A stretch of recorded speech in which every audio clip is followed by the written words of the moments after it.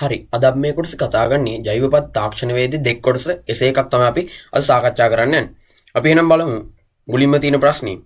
ඒ කොටසේ අපිට ව්‍යුහගත රචනාවල අහලා තිනවා පහත් දැක්කෙන ස්වයංක්‍රීය වර්ෂාපතන මානයේ පවතින ප්‍රධාන කොටස් සටහන් කරන්න කියලා තියෙනවා. එතකොට අපි දැනගන්න ඕනි සාමාන්‍ය සරල වර්ෂාපතන මානයක් සහ ස්වයංක්‍රීය වර්ෂාපතන මානයක් අතර පවතින ප්‍රධාන වෙනස්කම් මොනවාද කියලා. සාමාන්‍ය සරල වර්ෂාපතන මානයක් ගත්තොත් එහෙම අපිට එදිනෙදා මොනවාද ඒ වගේ නඩත්තු කටයුතු සිදු කරන්න වෙනවා. ස්වයංක්‍රීය වර්ෂාපතන මානයක් ගත්තොත් එහෙම අපිට එදිනෙදාම අපිට මොනවාද ඒකේ නඩත්තු කිරීම ආදී දේවල් සිදු කරන්න ඕනේ නැහැ. ඕක ඒක ස්වයංක්‍රීයවම සිදු වෙනවා. ඒ වගේම දත්ත පාඨාංක ආදී දේවල් ලබා ගැනීම ඉබේම සිද්ධ වෙනවා. අරකි ගත්තොත් එහෙම අපි ඒව ගණනය කිරීමට ලක් කරලා ලබා ගන්න වෙනවා. අන්න ඒ වගේ ප්‍රධාන වෙනස්කම් තියෙනවා. ඒ වගේම සාමාන්‍යයෙන් ගත්තොත් එහෙම මෙන්න මේ ස්වයංක්‍රීය වර්ෂාපතන මානය භාවිතා කිරීමේදී අපි ප්‍රධාන වශයෙන් සැලකිලිමත් වෙන්න ඕන ප්‍රධාන සාධක දෙකක් තියෙනවා. එකක් තමයි සමතලා භූමි ප්‍රදේශක මේක ස්ථානගත කරන්න ඕනේ. ඒ වගේම සාමාන්‍ය යකඩ ආදී දේවල් තියෙන ස්ථානවල මේක භාවිතා කරන්න හොඳ නැහැ. ඒකට ප්‍රධාන හේතුව තමයි මේකේ ප්‍රධාන වශයෙන් ගත්තොත් එහෙම එකතු වෙලා තියෙනවා මේ ක්‍රියාකාරීත්වයස්ලා චුම්බකයක්. ඒ චුම්බකයේ මගින් අර යකඩ වැනි දේවල් ආකර්ෂණය කරගන්න නිසා මේකේ ලබා ගන්නා පාඨාංගවල පවතින නිර්වද්දතාවය අඩු වෙන්න පුළුවන්. අන්න ඒ වගේ කාරණා ඇති වෙන්න නිසා තමයි යකඩ ආදී දේවල් තොර ස්ථානයක මේක තියන්න කියලා අපිට කියන්නේ. එහෙනම් අපි බලමු මේකේ පවතින ප්‍රධාන කොටස් හඳුනා ගන්න තමයි අපිට තියෙන්නේ. පළවෙනි එකේ තියෙනවා ABC කියන කොටස් හඳුනා ගන්න ඕනේ. A කියන කොටස අපි හඳුන්වනවා. A කියන කොටස අපි හඳුන්වනවා. A කියන කොටස අපි හඳුන්වනවා. ටිපින් බකට් එක. මොකක්ද අපි ඒක හඳුන්වන්නේ? ඒක අපි හඳුන්වනවා මොකද? ටිපින් බකට් එක විදිහට අපි හඳුන්වනවා. ඊට පස්සේ ගත්තොත් එහෙම B කියන කොටස අපි හඳුන්වනවා. මොකද්ද? B කොටස. B කියන කොටස අපි හඳුන්වනවා චුම්බකය. මොකද්ද අපි ඒක හඳුන්වන්නේ? ඒක අපි කියන මොකද්ද? චුම්බකයේ විදිහට අපි හඳුනා ගන්නවා.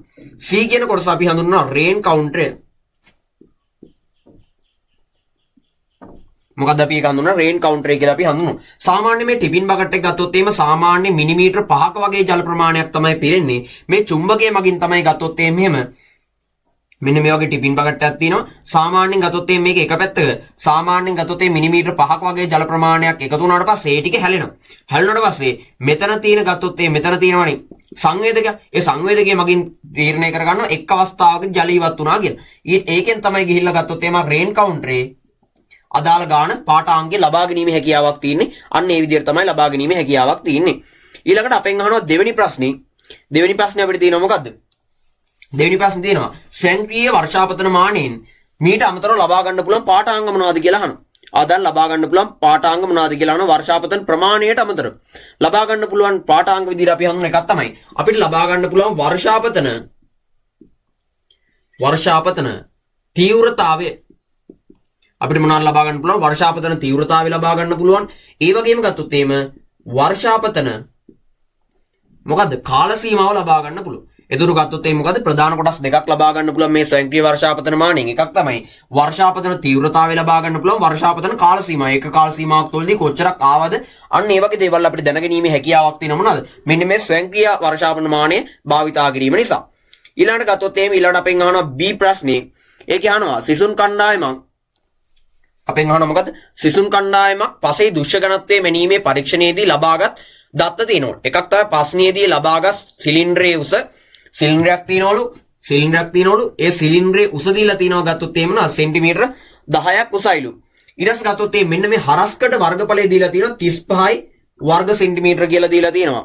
ඊට පස්සේ කියන තෙත් බර පසක් ගත්තොත් මේ පසේ තෙත් බර දීලා තියෙනවා අපිට 350යි ග්‍රෑම් කියලා. 450 ග්‍රෑම් කියලා දීලා තියෙනවා. ඒ වගේම පස්සේ වියලි බර දීලා තියෙනවා 400යි ග්‍රෑම් කියලා. ඊට පස්සේ අපෙන් අහනවා ඊයත ප්‍රශ්නයේදී දුෂ්‍ය ඝනත්වය ගණනය කරනවා. එහෙනම් අනිවාර්යෙන් ගත්තොත් එහෙම දුෂ්‍ය ඝනත්වය අපිට හොයන්න කියනවා නම් අපි අනිවාර්යෙන් දුෂ්‍ය ඝනත්වය හොයන එකේ සූත්‍රය මොකක්ද කියලා දැනගන්න ඕනේ. ඒක දුෂ්‍ය ඝනත්වය සමානයි. එකක් තමයි ඝන ද්‍රව්‍යයන්ගේ ස්කන්ධය අපි මොනවද? මුළු පරිමාවෙන් බෙදුවා නම් තමයි අපිට මොකද්ද? දුෂ්‍ය ඝනත්වය අපිට හොයන්න වෙන්නේ. එහෙනම් අපි බලමු. දුෂ්‍ය ඝනත්වය හොයන්නේ කොහොමද කියලා. දුෂ්‍ය ඝනත්වය සමානයි. ඝන ද්‍රව්‍යයන්ගේ ස්කන්ධේ මේ තෙත් බර අයින් කළා අපි වියලි බර නිකන්නේ 400යි ග්‍රෑම්. එහෙනම් පස්සේ අපිට ඊළඟට ගන්න මුළු පරිමාව ගන්න අපිට මෙන්න මේ දෙක දීලා තියෙනවා. මේකෙන් අපි ගත්තොත් මේ පරිමාව හොයන්නේ 5r වර්ග h නේ. 5r වර්ග h. එහෙනම් අපිට පුළුවන් නේ 350 10න් ගුණ කරා නම් අපිට එනව නේද? එතකොට අපිට එනවා 350යි වර්ග සෙන්ටිමීටර. මේකට කැපිලා ගියාට පස්සේ අපිට එනවා 1.14යි වර්ග සෙන්ටිමීටරයට ග්‍රෑම් කියලා දුෂ්‍ය ඝනත්වය අපිට එනවා. 1.1.4 කියලා වර්ග සෙන්ටිමීටරයට ග්‍රෑම් කියලා අපිට උත්තරේ එනවා. හරිනේ එහෙනම්. ඊළඟ එකකින් අහනවා අපේ පසේ දුෂ්‍ය ඝනත්වයේ භෝග වගාවේදී වැදගත් වන ආකාර දෙකක් ලියන්න. මොකද්ද මේ දුෂ්‍ය ඝනත්වය කියන එක භෝග වගාවේදී වැදගත් වන්නේ මොන වගේද කියලා අහන්න. එකක් තමයි මෙන්න මේ දුෂ්‍ය ඝනත්වය එහෙම නැත්නම් පසේ පවතින මෙන්න මේ වගේ දුෂ්‍ය ඝනත්වය කියන සාධකයේ දැන ගැනීම තුළින් අපිට පුළුවන් එකක් තමයි පසක් ගත්තොත් මේ පස කොච්චරක් තද වෙලා තියෙනවද අන්න ඒක පිළිබඳ අවබෝධයක් ලබා ගන්න පුළුවන්. ඒ වගේම ගත්තොත් පසක් ගත්තොත් මේ පසේ කොච්චර ජල ප්‍රමාණයක් රඳවා තබා ගන්න පුළුවන්ද? ඒ වගේම ගත්තොත් ශාකයක් ගත්තොත් මේ ශාක මුල් කොතරම් දුරට ගමන් කරනවද? අන්න ඒවා පිළිබඳ මනා අවබෝධයක් ලබාගෙන භෝග වගාවන් සිදු කිරීම සඳහා අනිවාර්යෙන් ගත්තොත් මේ පසේ දුෂ්‍ය ඝනත්වය පිළිබඳ අවබෝධයක් පැවතීම ඉතාමත් වැදගත් වෙනවා. ඊළඟ ප්‍රශ්නේ අහනවා අපෙන් පසේ දුෂ්‍ය ඝනත්වය සහ සෛවර්තාවය අතර පවතින සම්බන්ධතාවය මොකක්ද කියලා අහන්න. සෛවර්තාවය කියන්නේ පසේ අවකාශ ප්‍රමාණයෙන්. ඒතර ගත්තොත් යම් ප්‍රශ්නයේ තියෙන දෙකක් ගත්තොත් මෙන්න මේ වගේ. එකක් ගත්තොත් මෙන්න මෙහෙම දුරින් ඇහිලා තියෙනවා අනිත් එක ළඟින් ඇහිලා තියෙනවා. මේ පස්සේ ගත්තොත් සවිවරතාවය කියන සාධකයේ වැඩි. සවිවරතාවය වැඩි මේකේ දුෂ්‍ය ඝනත්වය අඩුයි. මේකේ ගත්තොත් මේකේ දුෂ්‍ය ඝනත්වය වැඩි වෙනකොට සවිවරතාවය අඩු වෙනවා. අන්න ඕක තමයි. ඒතකොට ගත්තොත් මේ දෙක අතර පවතින සම්බන්ධතාවය අපි කියනවා ප්‍රතිලෝම සම්බන්ධතාවය. ප්‍රතිලෝම සම්බන්ධතාවය. මොකද්ද තියෙන්නේ? ප්‍රතිලෝම සම්බන්ධතාවයක් තමයි මොනවද? දුෂ්‍ය ඝනත්වය සහ සවිවරතාවය අතර තියෙන. දුෂ්‍ය ඝනත්වය වැඩි වෙනකොට සවිවරතාවය අඩු වෙනවා. සවිවරතාවය වැඩි වෙනකොට දුෂ්‍ය ඝනත්වය අඩු වෙනවා. ඔන්න ඔය කියන දෙක තමයි මේ දෙක අතර පවතින සම්බන්ධතාවයක් විදිහට අපි හඳුනාගන්නේ.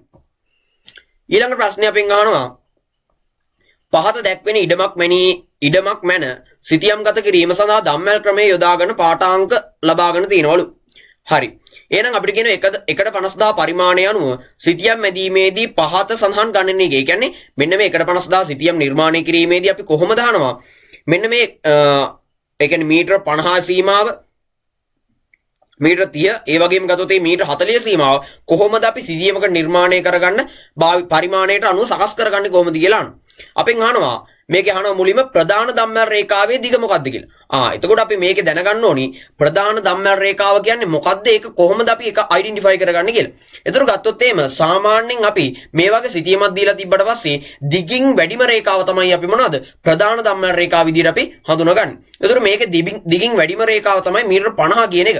එහෙනම් අපි ගත්තොත් මේ 50 කියන එක සිතියම් ගත කරන්න එකට 500 පරිමාණයට සකස් කරගන්න ඕන.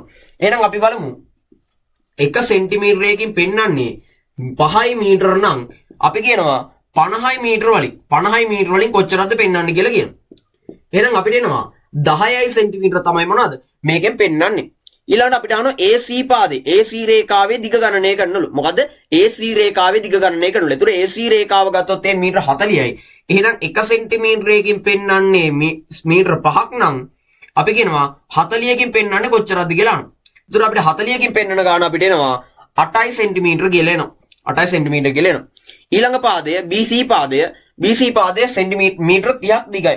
එහෙනම් ඒක හදාවුවොත් 1 සෙන්ටිමීටරයකින් පෙන්වන්නේ 5 මීටර නම් මීටර 30කින් පෙන්වන්නේ කොච්චරද කියලා අහනවා. ඒතකොට අපිට එනවා 6 සෙන්ටිමීටර කියලා එනවා. මොකක්ද එන්නේ? 6 සෙන්ටිමීටර කියලා එනවා. එහෙනම් අපි අර ඒකේ ඒ සිතියමේම තියෙනවනේ අනිත් තවත් ඒවා එකක් තමයි මීටර 25 ඒ වගේම ගත්තොත් මීටර 10. ඒ දෙකත් අපි එකට 500 පරිමාණ සකස් කරගමුද? 1 සෙන්ටිමීටරයකින් පෙන්වන්නේ 5 මීටර නම් 25කින් පෙන්වන්නේ කොච්චරද කියලා අහනවා. එහෙනම් කීයද? 5 සෙන්ටිමීටර තමයි පෙන්වන්නේ. ඊළඟට 10 තියෙනවනේ අපිට. මේක ගත්තොත් එහෙම අමතරව එකක්. ඊළඟට ගත්තොත් එහෙම ලිඳ තියෙන 1 සෙන්ටිමීටරයකින් පෙන්වන්නේ 5 මීටර නම් 10 මීටරකින් කොච්චරද? සෙන්ටිමීටර 2යි. ඔන්න ඔය ටික තමයි අපි මේකේ සටහන් කරගන්න ඕනේ. මම අර මෙන්න මේ දෙක අමතරව කියාගත්තේ අපිට පල්ලයන් සිතියම නිර්මාණය කරන්න තියෙනෝනේ. අන්නේ සිතියම නිර්මාණය කරනකොට ඔය දෙක ලබා ගැනීම අපිට වැදගත් වෙනවා. එහෙනම් අපි බලමු දැන් සිතියම නිර්මාණය කරගන්න. මුලින්ම අපි කරන්න ඕනි දිග වැඩිම රේඛා. ගත්තොත් එහෙනම් මෙතන තියලා කව කට්ට තියලා සෙන්ටිමීටර 10ක් කරගෙන අපි ඡාපයක් ගහලා යා කරගන්නවා. හරිනේ. යා කරගන්න. ඊට පස්සේ මෙතන තියලා සෙන්ටිමීටර එතකොට ගත්තොත් මේක අපි A රේඛාව මේක B මේක C මේක දුර 10 සෙන්ටිමීටර. මෙතන තියලා අපි 8 සෙන්ටිමීටර අරගෙන ඉවරලා මෙහෙට ඡාපයක් ගහනවා. ඊට පස්සේ මෙතන තියලා අපි සෙන්ටිමීටර් 6ක් අරගෙන මෙහෙට ඡාපයක් ගහනවා. ඊට පස්සේ මේක C පාදයේ විදිහට ලකුණු කරගන්නවා. C පාදයේ විදිහට ලකුණු කරගන්නවා. ඊට පස්සේ මෙන්න මෙතන තියලා අපි ඇයි මෙතන අර අපිට 25 සීමා ලකුණු කරගන්නේ 25 අපිට මේ පරිමාණ සාස් කරගට පස්සේ ආවේ කීයද සෙන්ටිමීටර් 5ක්. මෙතනින් අපි 5ට ඉරක් ගහ ගන්නවා මෙතන කව කට්ට තියලා. ඊට පස්සේ මෙතන තියලා අපි දෙපැත්තටම සමාන ඉරවල් දෙකක් ගහ ගන්නවා කව කට්ට තියලා. ඊට පස්සේ මෙන්න මෙතන තියලා මෙන්න මේක ඡාප ඡේදනය කරන. මෙහෙට් එකයි. ඊට පස්සේ මෙන්න මෙහෙම රේඛාවක් නිර්මාණය කරගන්න. මෙන්න මේ රේඛාවේ සෙන්ටිමීටර දෙකක් ඉස්සරහට ගියාට පස්සේ අපිට තියෙන මොකද්ද? අදාළ ලිඳ අපිට හමු වෙනවා. ඒතකොට ගත්තොත් මේ මෙතනට සෙන්ටිමීටර 5යි. ගත්තොත් මේක 8යි, මේක 6යි. ඔන්න ඔය විදිහට තමයි අපි මේ ධම්ම රේඛාවට අදාළ මොකද්ද? සිතියම නිර්මාණය කර ගැනීමක් සිදු කරන්නේ. හරි. අපි බලමු ඊළඟ ප්‍රශ්නේ. ඊළඟ තියෙනවා ජල ප්‍රභවයක අඩංගු ජලයේ ගුණාත්මක බව ප්‍රකාශ කිරීමේදී ජලයේ භෞතික රසායනික සහ ජෛවීය ලක්ෂණ පිළිබඳව සලකා බලනු ලබයි.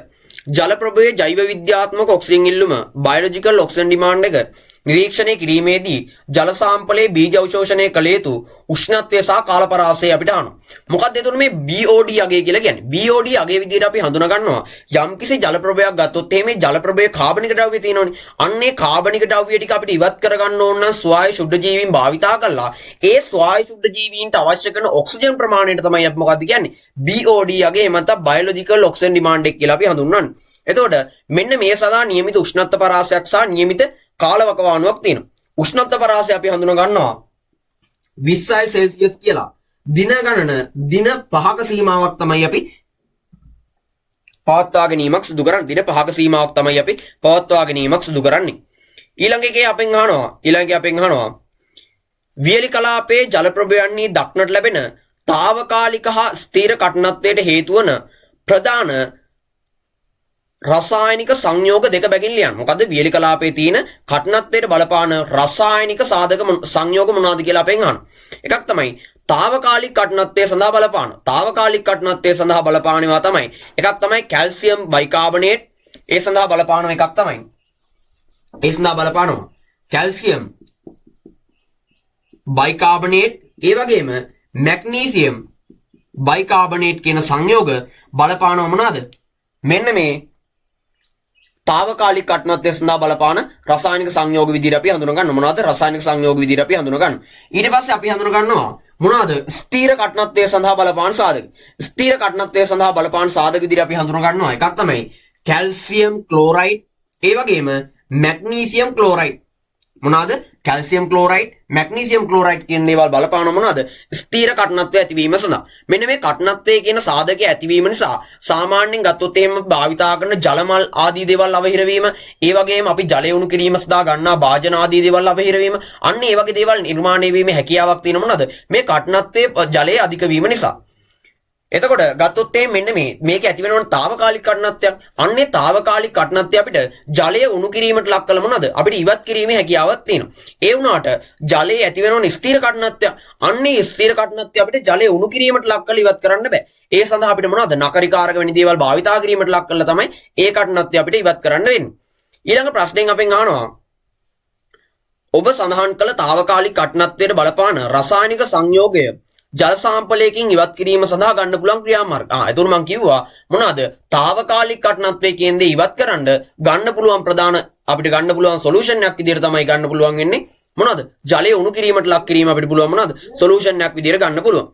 ඊළඟට අපිට කියනවා එකවල පැල රාශියක් ලබා ගැනීමට අවශ්‍ය අවස්ථාවලදී වර්තමානයේදී භාවිතා වන ජනප්‍රිය ශාක ප්‍රචාරණ ක්‍රමවේදයක් ලෙස ශුද්ධ ප්‍රචාරණය හැදින්විය හැකියි. මොකද්ද? එකවර පැල රාශියක් ලබා ගන්න මොනවද? වර්තමානයේ භාවිතා කරනවල මොනවද? ශුද්ධ ප්‍රචාරණය කියලා ක්‍රමවේදයක් භාවිතා කරනවා. හරි.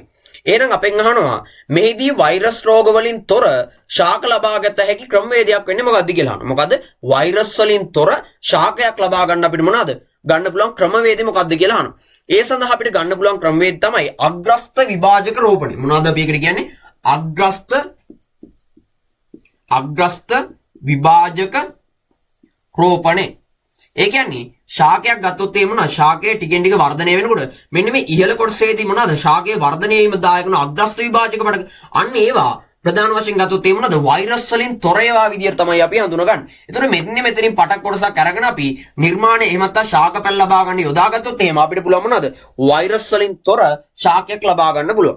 එතකොට දැනගන්න ඕනේ ශුද්ධ ප්‍රචාරණය කියන ක්‍රමවේදයේම මොනවාද ජීවාණුහර්ථ තත්ත්වයටදී පවත්වා ගැනීමක් සිදු කරනවා. ඒක සිදු කරනකොට නියමිත උෂ්ණත්ව පරාස තියෙනවා, නියමිත කාලවකවානු තියෙනවා. අන්න ඒවා අපි හොඳට මතක තියාගන්න ඕනේ. ඊළඟ එකේ අපෙන් අහනවා මොනවද? මෙහිදී රෝපණ මාධ්‍ය ජීවාණුහරණය කිරීමට යොදා ගන්නා තත්ත්ව මොනවාද කියලා අහනවා. හරි. මේ ශුද්ධ ප්‍රචාරණය කිරීමේදී අපි ගන්නවා රෝපණ මාධ්‍යයක්. අන්නේ රෝපණ මාධ්‍ය ජීවාණුහරණය කිරීම සඳහා යොදා ගන්න ඕනේ තත්ත්ව. අන්නේ තත්ත්ව ටික මොනවාද කියලා අපෙන් අහනවා. එතකොට ගත්තොත් එහෙම උෂ්ණත්වය ගත්තොත් එහෙම ටෙම්පරේචර් ගත්තොත් එහෙම 121යි සෙල්සියස්. ඒ වගේම ගත්තොත් එහෙම පීඩනය ගත්තොත් එහෙම අපි පීඩනය අපි හඳුන්වනවා මොනවාද? අපිට හඳුනා ගන්න පුළුවන් 15යි psi. එහෙම නැත්නම් 1.05යි 1.05යි අපිට ගන්න පුළුවන් මොනවාද?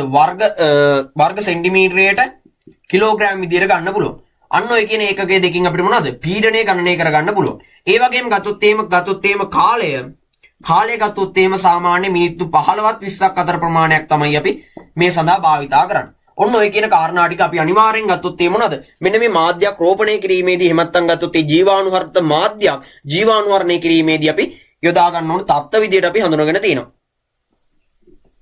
හරි. ඊළඟ ප්‍රශ්නේ බලමු. භෝග වගාවේදී වඩා හිතකර ලක්ෂණ සහිත ශාක ලබා ගැනීම සඳහා බද්ධ කිරීම භාවිතා කරනවා. හරි.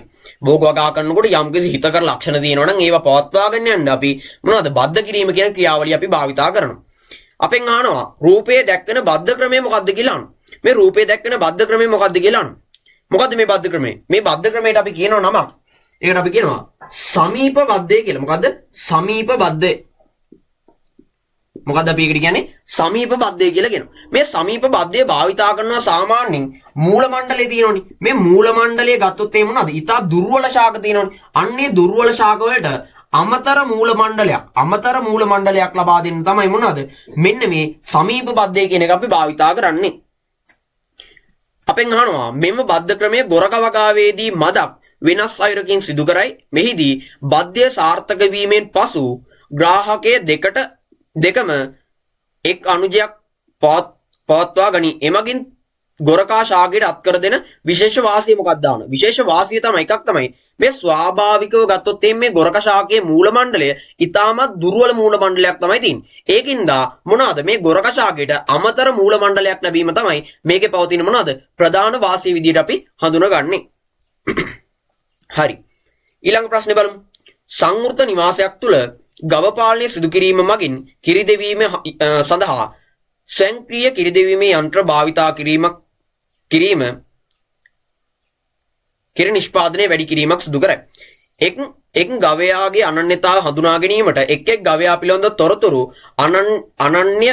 අනන්‍යතාවය ගබඩා කිරීම සඳහා භාවිතා කරන තාක්ෂණික ක්‍රමවේදය මොනවාද කියලා අහනවා. ඒ කියන්නේ මේකේ අහන්නේ සත්‍යයන් ඉන්නවා නම් ඒ සත්‍යයන්ගේ පවතින තොරතුරු ටික ගබඩා කරන්න අපි මොන වගේ සිස්ටම් එකක්ද භාවිතා කරන්නේ? ඒ සිස්ටම් එකට අපි කියනවා මොකද?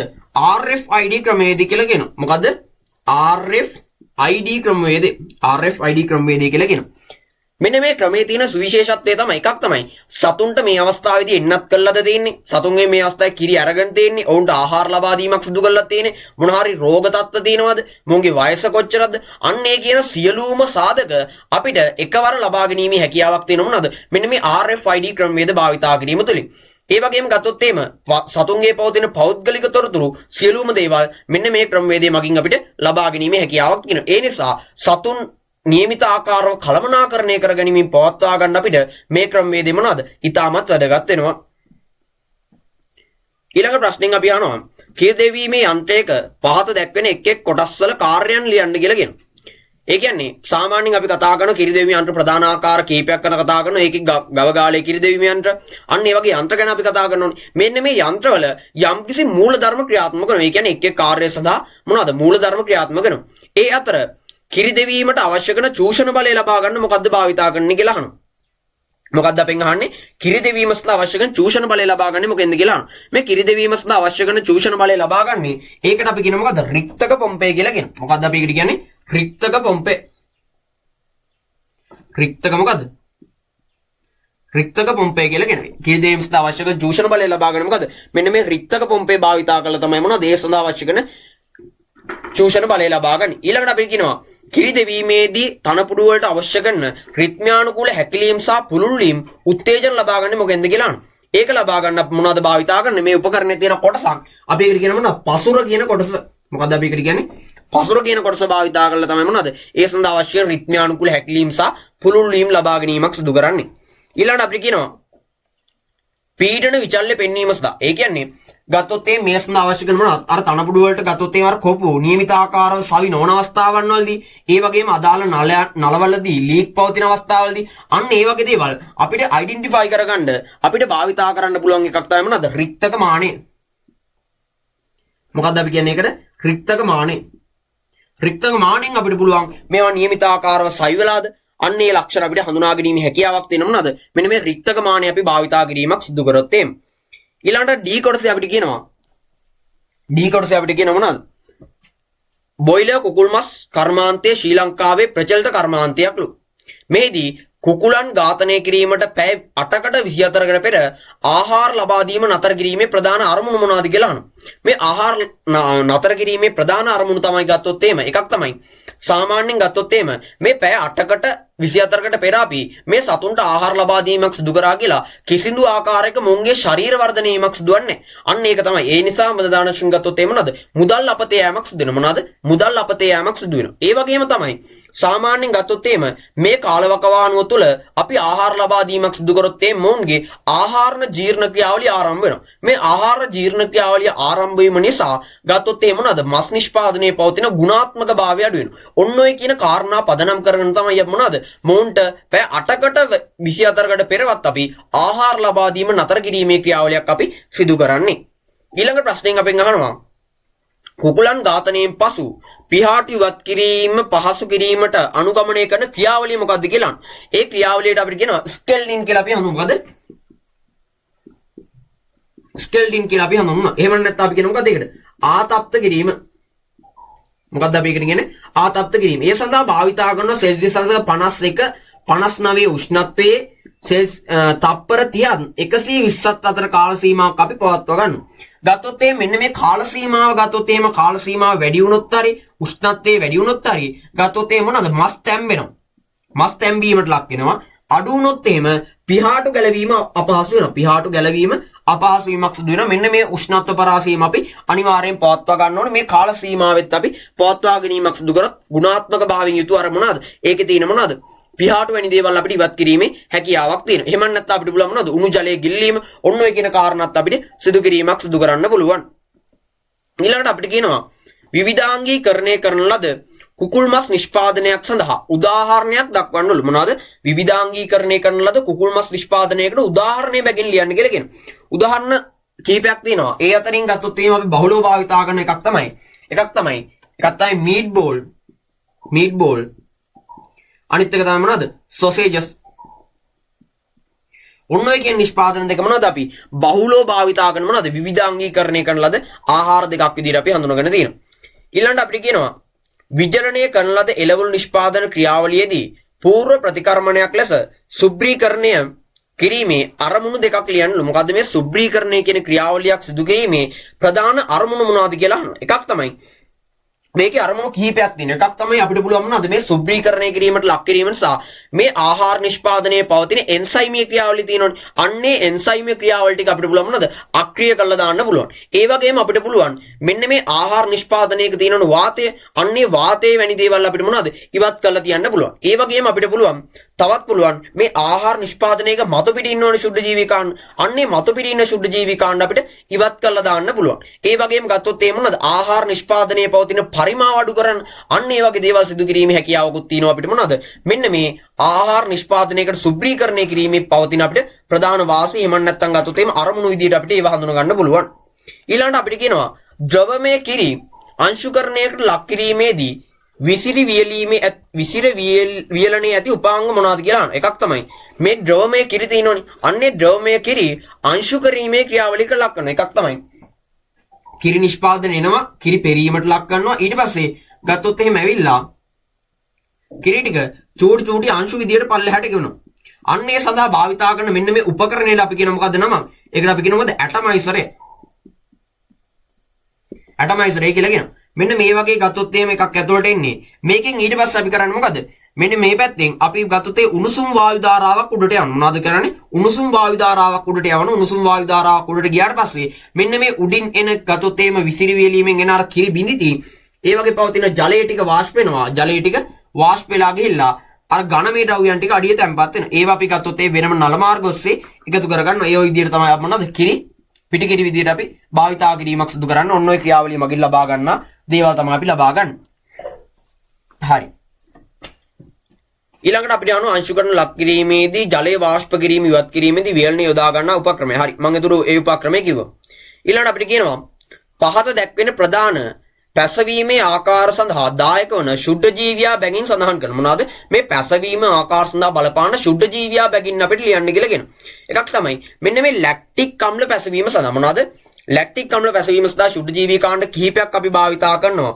ඒ අතර තමයි ගත්තොත් එහෙම මොනවාද? ලැක්ටෝබැසිලස් බුල්ගාරිකස්, ඒ වගේම ගත්තොත් එහෙම ස්ට්‍රෙප්ටෝකොකස් ලැක්ටිස්, ඒ වගේම ගත්තොත් එහෙම ස්ට්‍රෙප්ටෝකොකස් තර්මෝපිලස්. අන්නේ කියන ශුද්ධ ජීවී කාණ්ඩක් භාවිතා කරන මොනවාද? මෙන්න මේ ලැක්ටික් අම්ල පැසවීම සඳහා මොනවාද ශුද්ධ ජීවී කාණ්ඩ? එකක් තමයි ලැක්ටෝබැසිලස් බුල්ගාරිකස්, ඒ වගේම ගත්තොත් එහෙම ස්ට්‍රෙප්ටෝකොකස් ලැක්ටිස්, ඒ වගේම ගත්තොත් එහෙම ස්ට්‍රෙප්ටෝකොකස් තර්මෝපිලස්. අන්නේ කියන ශුද්ධ ජීවී කාණ්ඩක් භාවිතා කරන මොනවාද? මෙන්න මේ ලැක්ටික් අම්ල පැසවීම සඳහා භාවිතා කරන ශුද්ධ ජීවීන් විදිහට අපි හඳුනා ගැනීමට ලක් කරනවා. ඒ වගේම මධ්‍යසාර පැසවීම සඳහා අපි භාවිතා කරන සැක්‍රොමයිසීස් සර්වීසියා මන්ත අපි ඊස්ට් විදිහට හඳුන්වන ශුද්ධ ජීවී කාණ්ඩය අපි මධ්‍යසාර පැසවීම සඳහා භාවිතා කරනවා.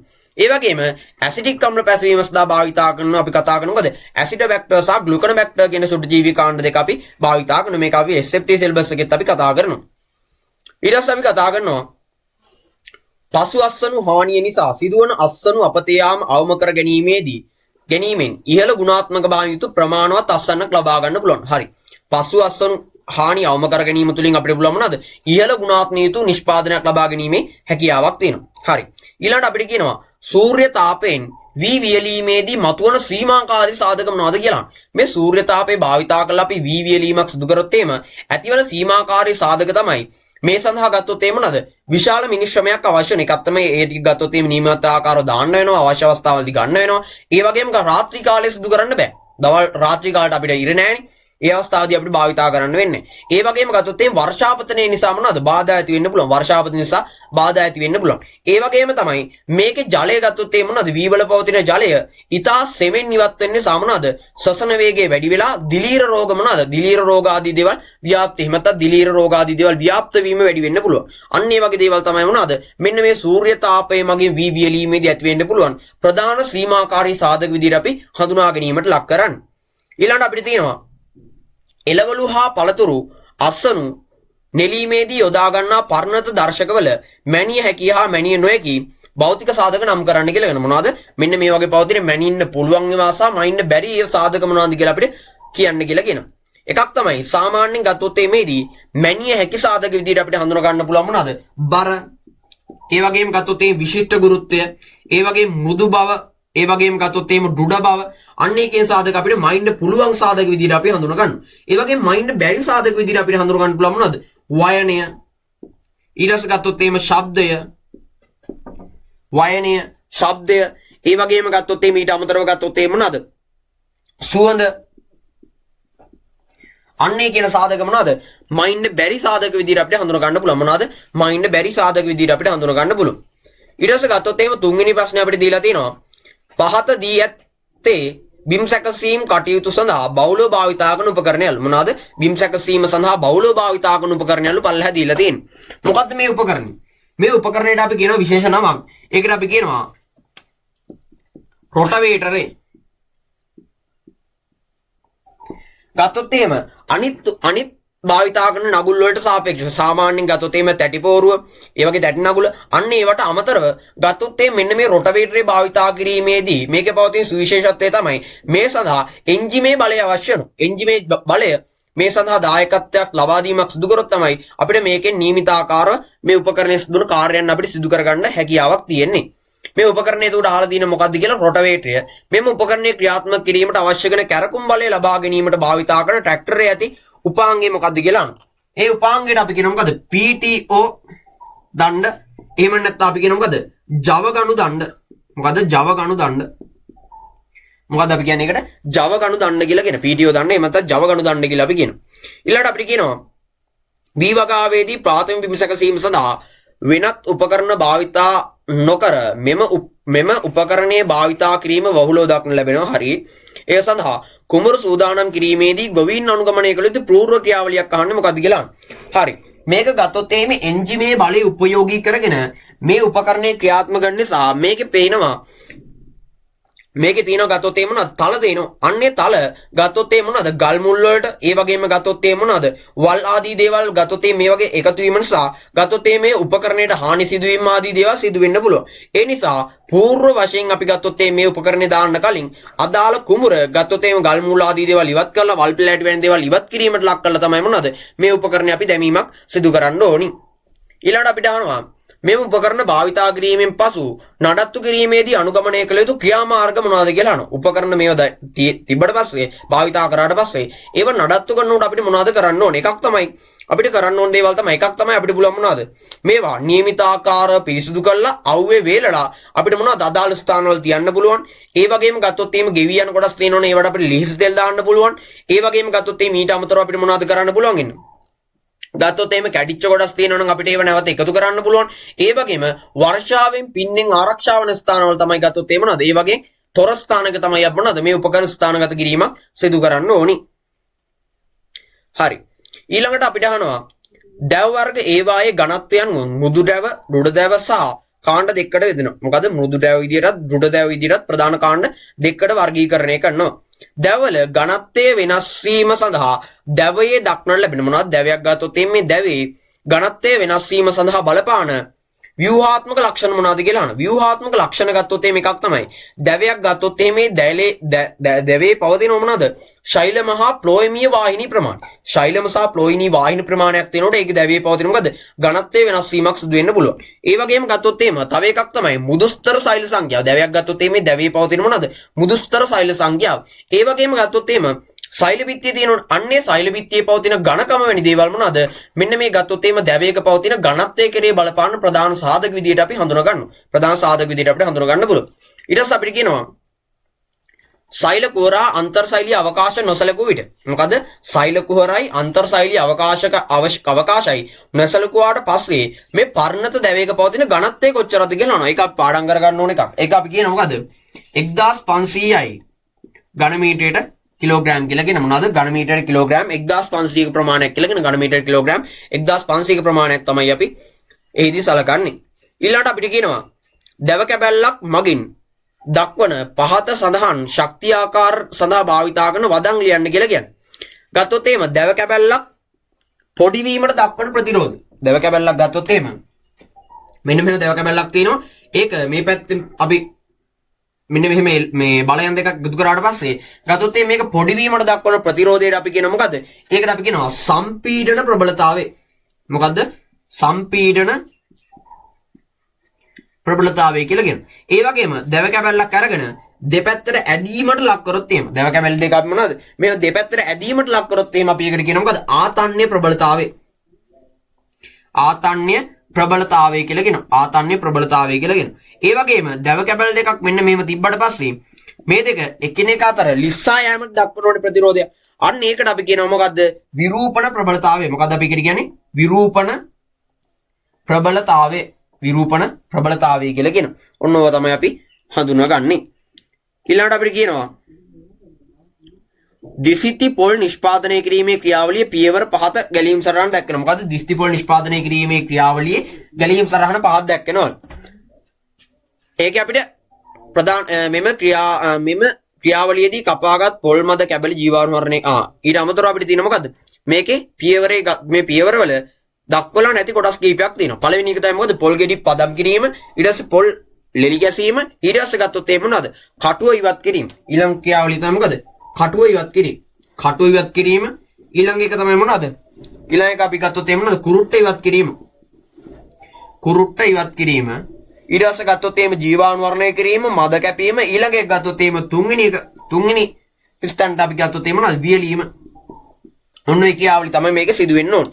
ඊට පස්සේ ගත්තොත් එහෙම මොනවද? මෙන්න මේ කටු ඉවත් කිරීම, මේ කටු ඉවත් කිරීමෙන් ලබා ගන්නා කටු අපි ජීවාණු වර්ණ ක්‍රියාවලිය සඳහා ලබා ගන්න පුළුවන්. මොනවද? ජීවාණු වර්ණ ක්‍රියාවලිය සඳහා මොනවද? මේ කටු ටික ලබා ගන්න පුළුවන්. මොනවද? ඒ සඳහා අවශ්‍ය කරන ශක්තිය ලබා ගන්න. මේ කුරුට්ට භාවිතා කිරීමෙන් අපිට මොනවද? කුරුට්ටු තෙල් නිෂ්පාදනය කර ගන්න පුළුවන්. මොනවද? කුරුට්ටු තෙල් ලබා ගැනීමේ හැකියාවක් තියෙන මොනවද? ඒකතු භාවිතා කිරීම තුළින්. ඊට පස්සේ අපෙන් අහනවා මෙම ක්‍රියාවලියේදී කපාගත් පොල් මද කැපලි ජීවාණු වර්ණය කරන්න පුළුවන් ප්‍රධාන ආකාර දෙකක් තියෙනවා. මොනවද ඒ ආකාර දෙක? එකක් තමයි නටන ජලය තියෙනවනේ. නටන ජලයේ සාමාන්‍ය මිනිත්තු එකමාරක් අතර කාල සීමාවක් අපිට මොනවද දාලා තියන්න පුළුවන්. මොනවද? නටන ජලයේ මේවා ජීවාණු වර්ණය කරගන්න. එහෙම නැත්නම් අපිට පුළුවන් සෙල්සියස් අංශක 88 93 උෂ්ණත්වයේ පවතින වාෂ්ප තියෙනවනේ. ඒවට මිනිත්තු 5ක් ලක් කිරීමක් සිදු කරොත් එහෙම අපිට පුළුවන් මොනවද? මේවා ජීවාණු වර්ණය කර ගැනීමක් සිදු කරන්න පුළුවන්. මොනවද? මේවා අපිට ජීවාණු වර්ණය කර ගැනීමක් සිදු කරන්න පුළුවන්. ඔන්න ඔය කියන ක්‍රම දෙක භාවිතා කරලා අපිට පුළුවන් මොනවද? මේවා ජීවාණු වර්ණය කර ගැනීමක් සිදු කරන්න පුළුවන්. ඊළඟට අපිට කියනවා මෙලෙස පොල් මද කැපලි ජීවාණු වර්ණය කිරීමේ ප්‍රධාන අරමුණු දෙක. මෙන්න මේ විදිහට මේවා ජීවාණු වර්ණය කරන්න ප්‍රධාන අරමුණ තමයි මේ වගේ ඉන්න මොනවද? සැල්මොනෙල්ලා කියන ශුද්ධජීවී කාණ්ඩ ඉන්නවා. අන්නේ ශුද්ධජීවී කාණ්ඩ අක්‍රිය කිරීමේ ඔවුන්ගේ ක්‍රියාවලිය නිෂේධනය කළා දාන්න තමයි මොනවද? මෙන්න මේ ජීවාණු වර්ණය කියන ක්‍රියාවලිය අපි සිදු කරන්නේ. ශුද්ධජීවී බැක්ටීරියාවන්ගේ ක්‍රියාකාරීත්වය ඉන්න අන්නේ බැක්ටීරියාවන්ගේ ක්‍රියාකාරීත්වය නිෂේධනය කරන්න. එහෙම නැත්නම් අපිට පුළුවන් ලියන්න සැල්මොනෙල්ලා කියන ශුද්ධජීවී කාණ්ඩය එහෙම නැත්නම් ගත්තොත් මේ බැක්ටීරියා කාණ්ඩය නිෂේධනය කරන්න භාවිතා කරනවා කියලා. ඊළඟ ප්‍රශ්නේ තියෙනවා ශිෂ්‍යයෙක් පහත දක්වා ඇති මීටර 5ක් දිග ඇති හරිතාගාරයේ උණුසුම්ම තබා ගැනීම සඳහා තාපන දඟරයක් භාවිතා කිරීමට අදහස් කරයි. මොකද්ද? මීටර 5ක් දිගයිලු අපි එක පොඩි රූප සටහනක් අඳගමු. මොකද්ද?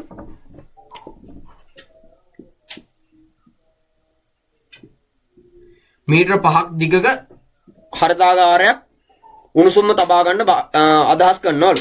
ගත්තොත් එහෙම සෙල්සියස් අංශක 19ට අඩු වුණොත් එහෙම හැමතිස්සෙම 20 දක්වා ගෙනියන්න ඕන. 19ට අඩු වුණොත් 20 දක්වා ගෙනියන්න ඕන. හරි. ඊට පස්සේ කියන වාෂයේ විශිෂ්ට තාප ධාරිතාව. වාතයේ විශිෂ්ට තාප ධාරිතාව අපිට දීලා තියෙනවා 1.005 කිලෝජූල් කිලෝග්‍රෑමයට කියලා දීලා තියෙනවා. සෙල්සියස් අංශකෙන්. හරි. ඊළඟට අපිට දීලා තියෙනවා දී ඇති උෂ්ණත්ව පරාසය පුරා වාතයේ ඝනත්වය දීලා තියෙනවා. වාතයේ ඝනත්වය අපිට දීලා තියෙනවා ඝන මීටරයට කිලෝග්‍රෑම් 1.2.8 කියලා දීලා තියෙනවා. 2.8 කියලා දීලා තියෙනවා.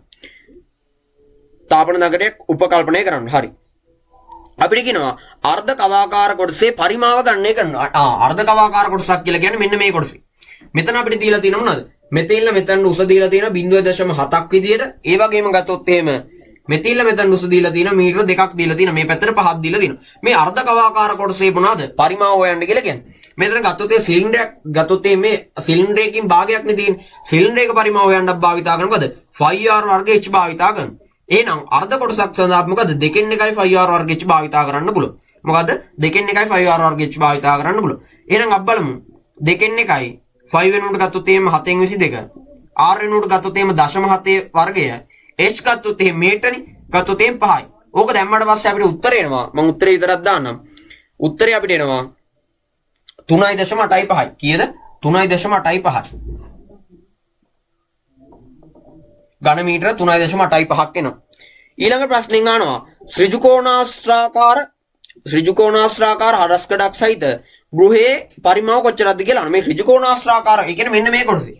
පරිමාව කොච්චරද කියලා අහනවා. මෙන්න මේ කොටසේ පරිමාව කොච්චරද කියලා අහනවා. ඒ කොටසේ පරිමාව හොයන්න අපිට පුළුවන් දිග පළල උසනේ.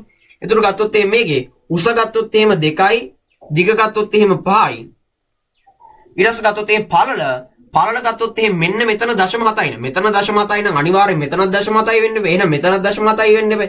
එහෙනම් ගත්තොත් මේ පළල 1.4යි. 1.4යි නම් ගත්තොත් එහෙනම් අපිට මේ කොටසේ පරිමාව වෙනවා. ඒ කොටසේ පරිමාව වෙනවා කීයද? 14යි ඝන සෙන්ටිමීටර කියලා එනවා. ඝන මීටර කියලා එනවා. ඊට පස්සේ අපෙන් අහනවා ඊට පස්සේ ඊළඟ ප්‍රශ්نين අපි අහනවා හරිතාගාරය තුල ඇති වාත ප්‍රමාණයේ මුළු ස්කන්ධය ගණනය කරන්න.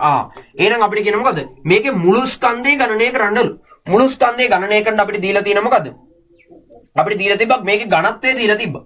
වාතයේ කීයද ඝනත්වය දීලා තිබ්බා. එහෙනම් අපිට ලියන්න පුළුවන් ඝනත්වය සමානයි ස්කන්ධයේ බෙදීම මොකද? පරිමාව කියන සූත්‍රයට දාලා අපිට ගන්න පුළුවන්. ඝනත්වය අපිට දීලා තිබ්බා කීයද? ඝනත්වය අපිට දීලා තිබ්බා 1.2.8යි 2.8යි ඝන මීටරයට කිලෝග්‍රෑම්. ඊට පස්සේ ස්කන්ධය අපි දන්නේ නැහැ. පරිමාව අපි දන්නවා. අර දෙකේම එකතුව පරිමාව අපිට එනවා කීයද? 17.85යි 18.85යි 18.5යි ඝන මීටර කියලා අපිට එනවා. එතකොට ගත්තොත් එහෙනම් අපිට ගත්තොත් එහෙම මොනවාද? ස්කන්ධය එනවා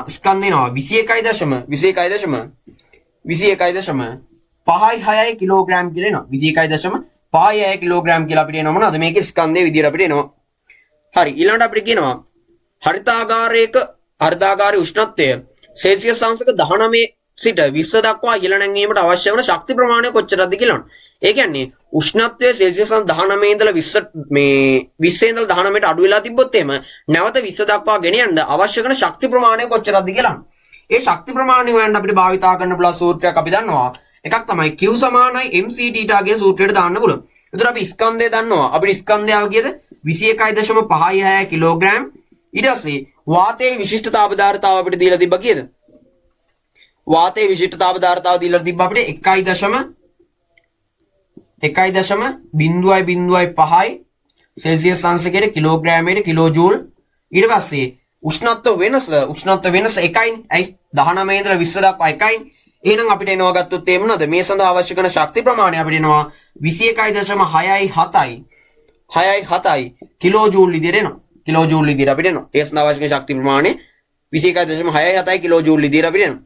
ඊළඟට අපිට ඊළඟ ප්‍රශ්නේ අහනවා තාපන දඟරයට සපේන විභව අන්තරයේ වෝල්ට් 230ක් නම් තාපන දඟරයේ ප්‍රතිරෝධය ඕම් 460ක්ද නම් තාපන දඟරයේ හරහා ගලා යන ධාරාව කොච්චරද කියලා අහනවා. මේක හරහා ගලා යන ධාරාව කොච්චරද කියලා අහනවා. එතකොට මේක හරහා ගලා යන ධාරාව අපිට හොයන්න භාවිතා කරන්න පුළුවන් එකක් තමයි මොනවාද? V සමානයි IR වලට දැම්මනම් අපිට එනවනේ V සමානයි IR. ගත්තොත් එහෙම V දන්නවා 230යි වෝල්ට්. I කියන එක අපි දන්නේ නැහැ. R දන්නවා අපි කීයද? ප්‍රතිරෝධය 460යි. ඔව්. එහෙනම් ගත්තොත් අපි මේක සුළු කරාට පස්සේ අපිට I වලට එනවා ඇම්පියර් 5ක ධාරාවක් ඕන වෙනවා. ඊළඟට අපිට කියනවා තාපන දඟරයේ විද්‍යුත් ක්ෂමතාව. ඒ කියන්නේ එක්කාසීමා කොච්චර ශක්ති ප්‍රමාණයක් අවශ්‍යයිද කියලා අහනවා. එහෙනම් ඒ සඳහා අපිට සූත්‍ර කිහිපයක් තියෙනවා. ඒ සූත්‍ර කිහිපයෙන් අපිට මේ අදාළ දත්ත ප්‍රමාණයට ගැලපෙන සූත්‍රය අපි තෝරගන්න ඕනේ. උතුරු මම තෝරගන්න සූත්‍රයක් P සමානයි VI කියන සූත්‍රය භාවිතා කරනවා. V ගත්තොත් එහෙම 230යි වෝල්ට්. ගත්තොත් එහෙම ධාරාව ගත්තොත් එහෙම 5යි ඇම්පියර්.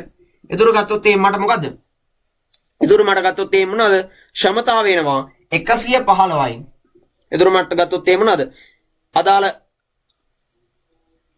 අදාළ පාඨාංගය දුරු මට එනවා 115යි ජූල් සෙල්සියස් අංශික මේ 105යි තප්පරයට ජූල් විදියට අපිට එනවා. එහෙම නැත්නම් ගත්තොත් අපි මොකද? වොට් විදියට අපිට හඳුනා ගන්නත් පුළුවන්. මොනවද? වොට් විදියට අපිට දා ගන්නත් පුළුවන්. ඊට පස්සේ අපෙන් අහනවා අවශ්‍ය උෂ්ණත්වයට ළඟා වන තෙක් තාපන දගරේ ක්‍රියාත්මක කර තැබිය යුතු විනාඩි ගන්න කොච්චරද කියලා අහනවා. අදාළ උෂ්ණත්වයට එන්න කොච්චර වෙලාවක් මේක තියන්න ඕනද කියලා අහනවා. එහෙනම් අපි බලමු කොච්චර වෙලාවක් ඕනද කියලා. ගත්තොත් එහෙම ඒ සඳහා අපි ගත්තොත් එහෙම මුලින්ම ගත්තොත් එහෙම අපිට ආවේ කීයද? අවශ්‍ය කරන තාප 21.67යි කිලෝජූල්. කිලෝජූල්නේ අපි කිලෝජූල් අපි ජූල් කරමු. 1000න් ගුණ කරා. ජූල් කරා.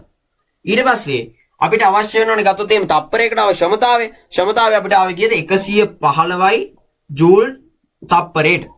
එහෙනම් මේ ජූල් වලට මේ ජූල් කැපිලා යනවා. එතකොට අපි ගත්තොත් එහෙනම් අපිටම කීයද? එතකොට ගත්තොත් එහෙනම් අපිට මොනවද? තප්පර වලට අපිට උත්තර එනවා. තප්පර වලින් අපිට උත්තර එනවා. කීය? තප්පර 188.43ක් එනවා ගත්තොත් එහෙනම් මොනවද? තප්පර වලින් එනවා. ඊට පස්සේ ගත්තොත් එහෙනම් මොනවද? මේක අපි මිනිත්තු වලට හැදුවොත් එහෙම මිනිත්තු 3යි තප්පර 14ක් එනවා. මිනිත්තු 3යි තප්පර 14ක් එනවා. ඒ සඳහා අවශ්‍ය කරන කාල සීමාව විනාඩි ගණන. හරි. අන්තිම ප්‍රශ්නේ 4 වෙනි එක. පහත දැක්වෙන ආපදා වැළැක්වීමේ දූරාවලියක AB කොටස් නම් කරන්නලු. හරි. ඒක ගත්තොත් මේ පළවෙනියට මොකද්ද අපි කරන්නේ? ආපදාවක් වුණාම එකක් තමයි ඉවත් කිරීමට ලක් කරනවා. B කොටස තමයි විකල්ප භාවිතය එහෙමන්ත ආදේශක භාවිතා කිරීම. ඊට පස්සේ තුන තමයි ඉංජිනේරුමේ ක්‍රියාවලිය. ඊට පස්සේ 7 ඒ කියන කොටසට ගන්න මොකද්ද? පරිපාලනමේ ක්‍රියාවලිය. ඒ කියන්නේ ගත්තොත් එහෙම මොනවද? යම්කිසි ස්ථානයක විකිරණශීලී ද්‍රව්‍ය නිකුත් වෙන ස්ථානයක් තියෙනවා නම් අපිට පුළුවන් ඒ ස්ථානයේ සඳහා සේවා වැඩමුළු ක්‍රමය යොදන්න පුළුවන්. ඒ කියන්නේ එක්කෙනෙක් පැය 12ක් වැඩ කරනවා අනිත් එක්කෙනා පැය 12ක් වැඩ කරනවා. ඒතකොට ගත්තොත් එහෙම මොනවද? එක්කෙනා සිදු වෙන්න පුළුවන් ආපදා ප්‍රමාණය අඩු වෙනවා. ගත්තොත් එහෙම නැත්නම් එක්කෙනෙක්ටමනේ ගත්තොත් එහෙම අර විකිරණශීලී වලට ලක් වෙන්න වෙන්නේ. ඒ වගේම අන්තිම එක තමයි පුද්ගලික ආරක්ෂක උපක්‍රම භාවිතා කිරීම. එතකොට මේක ඒ කොටසට එන්නේ මොකද? ආදේශක භාවිතා කිරීම. B කොටසට එන්නේ ආදේශක භාවිතා කිරීම. ඒ කියන කොටසට එන්නේ මොකද? පරිපාලනමේ ක්‍රියා. ඊළඟට අපිට අහනවා වෘත්තීය ආපදා අවම කිරීමේදී යොදාගත හැකි පුද්ගල ආරක්ෂක උපකරණ මොනවද කියලා අහනවා. ඒ සඳහා භාවිතා කරන්න පුළුවන් පුද්ගල ආරක්ෂක උපකරණ විදිහට අපි හඳුනා ගන්නවා. එකක් තමයි ඇස් ආවරණ, මුඛ ආවරණ. ඇස් ආවරණ භාවිතා කරන්න පුළුවන්, මුඛ ආවරණ භාවිතා කරන්න පුළුවන්, හිස් ආවරණ භාවිතා කරන්න පුළුවන්. අන්න ඒ වගේ දේවල් අපිට භාවිතා කිරීමක් සිදු කරලා පුළුවන් මොනවද? මේකෙන් සිදු වෙන්න පුළුවන් මොනවද? ආපදා අවම කරගැනීමේ හැකියාවක් තියෙනවා. ඊළඟට අපි අහනවා කැපුම්මල් කර්මාන්තයේ ආශ්‍රිත ප්‍රශ්නයක් තියෙන්නේ. කැපුම්මල් කර්මාන්තයේදී සුදුසු පරිණත අවස්ථාවේදී මල් අස්වැන්න නෙලා ගැනීමෙන් උසස් ගුණාත්මක යුතු අස්වැන්නක් ලබා ගන්න පුළුවන්. හරි. පහත දී ඇති මල් වර්ග නෙලීමට සුදුසු අවස්ථාව සඳහන් කරන්න. සුදුසු අවස්ථාව සඳහන් කරන්නලු. කැපුම් මල් වර්ග එකක් තමයි ඇන්තූරියම්. නෙලීමට සුදුසු අවස්ථාව. ඇන්තූරියම් නෙලන්න සුදුසුම අවස්ථාව විදිහට අපි හඳුනගන්නේ ඇන්තූරියම් වල අස්වැන්නු නෙලා ගන්න සුදුසුම අවස්ථාව අපි හඳුනගන්නේ මොන අවස්ථාවද? එකක් තමයි සාමාන්‍යයෙන් ගත්තොත් එහෙම ඇන්තූරියම් වලක් මෙන්න මෙහෙම ගත්තොත් එහෙම මේක තියෙනවා චදසුකිය. මෙන්න මේ චදසුකියෙන් තුනෙන් දෙකක් මේරුණු අවස්ථාව තමයි අපි ගත්තොත් එහෙම මොනවාද? මේකේ අස්වැන්න නෙලා ගැනීමට ගන්න. එහෙම නැත්නම් මේකෙන් ගත්තොත් එහෙම තුනෙන් දෙකක් මේරු අවස්ථාව තමයි අපි ඇන්තූරියම් වල අස්වැන්න නෙලා ගන්න සුදුසු අවස්ථාව විදිහට අපි හඳුනගන්නේ. ඊට පස්සේ ගත්තොත් එහෙම ඕකිඩ් ගත්තොත් එහෙම ඕකිඩ් කියන ශාකය ගත්තොත් එහෙම මේක ගත්තොත් එහෙම මෙන්න මේකන්නේ තියෙන්නේ. මෙන්න මේ වගේ මල් ඉත්තක ගත්තොත් එහෙම මොනවාද? ආසන්න වශයෙන් තුනෙන් දෙකක් එහෙම නැත්නම් භාගයක් මල් පිපුණු අවස්ථාව තමයි අපි මොනවාද? අස්වැන්න නෙලා ගැනීම සඳහා අවශ්‍ය කරන සුදුසු අවස්ථාව කියලා අපි හඳුනා ගැනීමට ලක් කරන්නේ. රෝස ගත්තොත් එහෙම මේ රෝස ගත්තොත් එහෙම අර පොහට්ටුව තියෙනවනේ. ඒ පොහට්ටුව විවෘත වීමට ආසන්න අවස්ථාවේ තමයි අපි මොනවාද? අස්වැන්න නෙලා ගැනීමක් සිදු කරන්නේ. ඒ වගේම ජර්බෙරා ගත්තොත් එහෙම මෙන්න මේ වගේ මලක් තියෙන්නේ. මෙන්න මේ වගේ දෙවන ගත්තොත් එහෙම මොනවාද?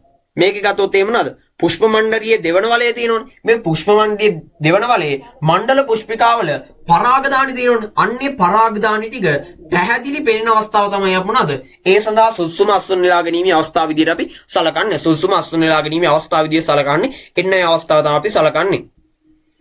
ඊළඟට අපෙන් අහනවා පහත වගුවේ දක්වා ඇත්තේ පසු අස්වැන්නු කාලය වැඩි කර ගැනීම සඳහා පුෂ්ප හා පත්‍ර වලට නටු වලට ප්‍රතිකාර කිරීම සඳහා යොදා ගන්නා රසායන ද්‍රව්‍යලු. එතකොට මේ සඳහා විරංජන කාරකයක් ලෙස භාවිතා කරනවා. විරංජන කාරකයක් විදිහට අපිට භාවිතා කරනවා. විරංජන කාරකයක් විදිහට අපිට භාවිතා කරන එන්නේ Cl කියන රසායන ද්‍රව්‍යයක් භාවිතා කරන මොනවද? විරංජන කාරකයක් විදිහට භාවිතා කරනවා. එතිලීන් නිෂ්පාදනය කිරීම අඩු කිරීම සඳහා භාවිතා කරනවා සිල්ල තයෝ සල්ෆේට්.